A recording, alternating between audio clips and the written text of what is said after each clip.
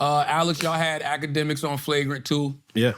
Did you hear it? Alex wanted me to talk about this. He wanted me to talk about Elliott Wilson. Why are you fronting? I gave him what he wanted. It's crazy. I give you what you want, Alex. So we didn't speak about it and say you had some choice We words. did. I mean, I had some thoughts. All right. What are your thoughts? I'm curious just to hear what. About what though? About what part in particular? Not just in general, because you came up during the interview. I'm honestly just happy to be in the conversation. Meaning that, first of all, always salute my guys. Salute to you. Salute Schultz. Akash, Mark, everybody for holding it down for me. But you can only hold it down with facts, which you did. Yeah. But I would say that I'm just happy to be in the conversation. You'll never hear me say I'm the greatest anything of all time, and you'll never hear me say I'm the greatest radio personality of all time just because I have too much respect for the OGs that came before me, and I genuinely don't feel like that. I'm just happy to have put in the kind of work and, created the kind of content that has me in the conversation. If you ask me who my favorite radio personalities of all time are, I'm going to tell you P.D. Green. I've always told y'all that. Y'all should go watch his movie, Talk to Me. Because, I heard Akash say that Howard Stern had a New York Times best-selling book and then it turned into a movie. What other radio personality had that? P.D. Green. And it's a fantastic book, fantastic movie. Talk to Me. It stars Don Cheadle as P.D. Green. Taraji P. Henson is in it. It's a great movie, and you'll see why I say P.D. Green is my favorite radio personality of all time. P.D. Green also had a cable access show. If I'm not mistaken, the first time Howard Stern was ever on TV, it was on, P.D. Green's show. My other favorite radio personality of all time, Howard Stern. It's not even close. So for me, it's P.D. Green, Howard Stern, Wendy Williams. Wendy Williams was one of my favorite radio personalities before, her and her husband scooped me up from South Carolina and had me as her co-host. So other than that, I got to say Tom Joyner.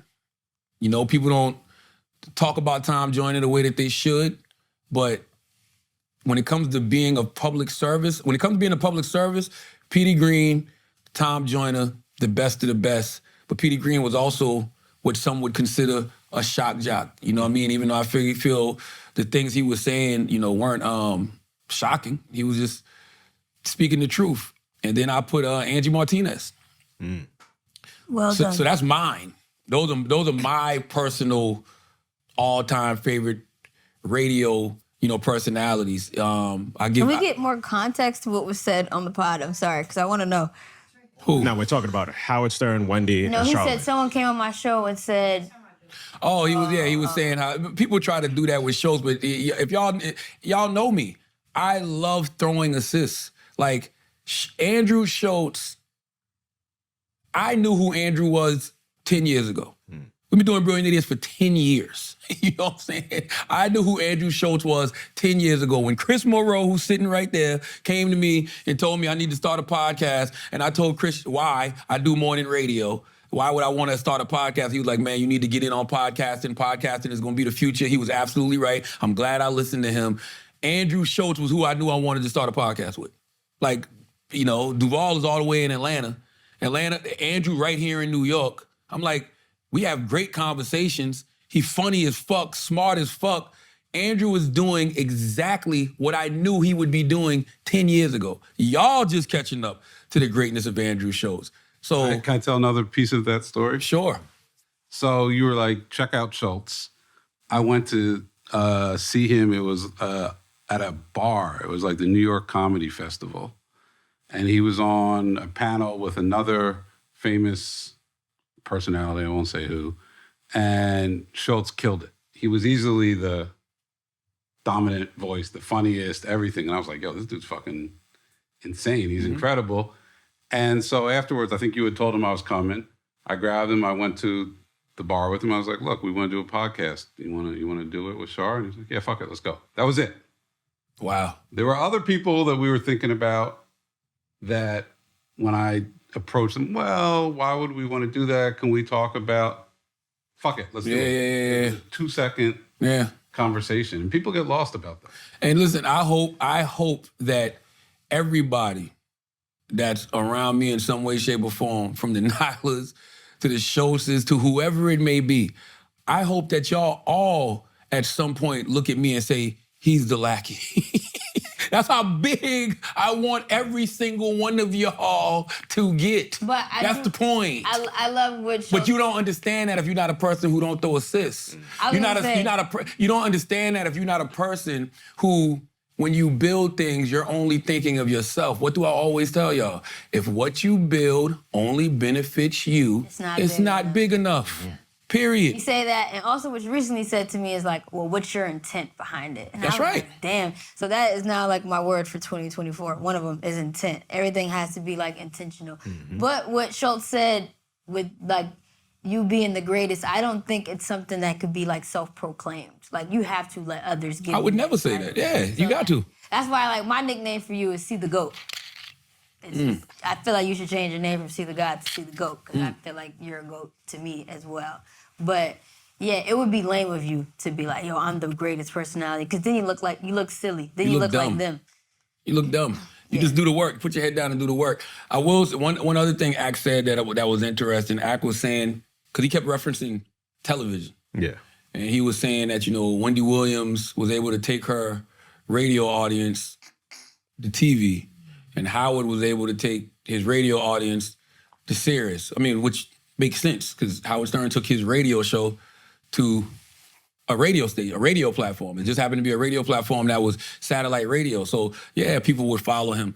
I think people use their voices in different ways, If your thing is television, if you want to say, hey, man, people don't follow Charlamagne from radio to TV, it might be some truth to that. I think it's different demos, though, because It definitely is. I've been with you on all your platforms, and it's a different demographic every time. Like, your late night show demo is different than your Breakfast Club Absolutely. demo. Hell, your Brilliant Idiots demo is completely different than both of those demos, so I don't even think that's a fair statement. Absolutely. And even as a content creator, my YouTube demo is completely different from my Instagram demo, which is completely different to the people who listen to me on Sunday night. Like, so that's not true. What y'all was saying was absolutely true, but I would correct y'all on one thing. Breakfast Club didn't start on YouTube. Breakfast Club started on power1051fm.com. Mm-hmm. So people had to go to power1051fm.com to get that content. All of those early interviews that people love, like the first Kanye interview, the Dame Dash interview, anything prior to 2016, Breakfast Club didn't get on YouTube till 2016.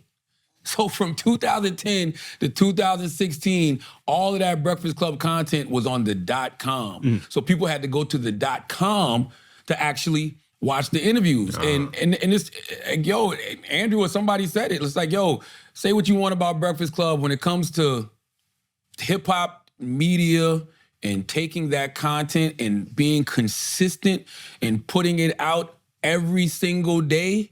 We were 100% doing that. And I think we made that point of saying you took terrestrial radio to the internet, which I didn't see any other radio station doing at the time. That's a fact. I mean, that was our whole thing, because when I was doing radio in Philly and radio in South Carolina, I was always putting stuff up online. Like a lot of my first national looks was because I was posting stuff online. Yee used to do that when she was on Shade 45. Envy would do that when he was on Sirius Satellite Radio and on, Hot 97. So it's like when we came together, we gotta utilize the internet in order to get, our content out there. And so that's why people started going to the .com, and then we started putting content on YouTube. That's why we're doing a Breakfast Club documentary. The documentary is coming.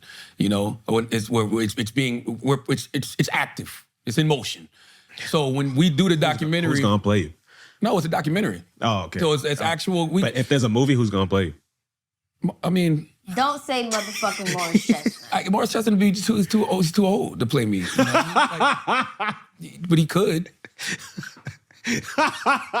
Continue on with your point about it. My thing is, what I was saying. My thing is that we were putting it on the .com. Damn, I lost my train of thought. We were putting it on the .com, and then it eventually, went to YouTube. He lost his train of thought. But all of this will be told on thing. But about movement, right?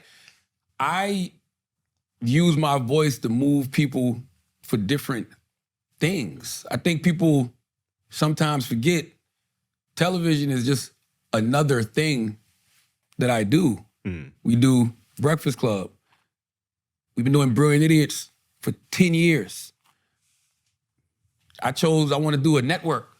Black Effect Podcast Network. You can go buy this hat right now on Black Effect. Oh, blackeffect.com. It's Black Effect hat with Mitchell and Ness. You know what I mean? Yeah, blackeffect.com. The merch is available. Mitchell and Ness, Black Effect hat. But I wanted to start a podcast network. We got 28 shows under the podcast network. Black Effect is at 1 billion downloads right now. We're doing great with the podcast network. SBH Productions with Audible. Finding Tamika, Summer of 85, Unleashed for Love, Broke Down Profits, plenty more to come. Books, you know what I mean? Not just my own books. Tamika Mallory, Anita Kopak, Doug Melville, with a lot more to come. I got a lot of different stuff down the pipeline. So I use my voice to move people in different ways. What we talked about earlier, we talked about, when you get to a certain position, you have to use your voice to be of service. I chose to talk about my mental health journey and move people towards going to therapy, finding healing. So using your voice to move your audience just to another platform to benefit you, that's not the only way to use your voice. Yeah, even the doctor I went to was like, ever since Charlamagne started talking about this, more people have came in and asked Dr. to get... Puma. Yeah, I was like, damn, at the Schultz doctor's too, though. office, people are talking about things like this. The doctor that we talked about, Soaring Medical, that's where we went to go get our CT scans for our hearts. Yeah, he's at an influx in business. But my point is, that's how you use your voice. Like that, I understand what Ak was saying, but that's not the only measure. Just saying, hey, I did radio, so now I go do TV. I use my voice to move a lot of different Also, we're in a different people. climate. Like, different platforms don't hold as much weight as they do then. 100%. Like, podcasts hold way more weight than a TV show right now. Depends what the show is. Because there's still some TV shows that hold a lot of weight. But, to your point, yeah. I mean, there's not too many big... I can't think of a platform in media... Well, I can't think of a show on TV that has a bigger But you know what? reach than Joe Rogan, maybe. Reality TV shows do well. But even reality TV shows, they're like its own universe. Like Bravo. Absolutely.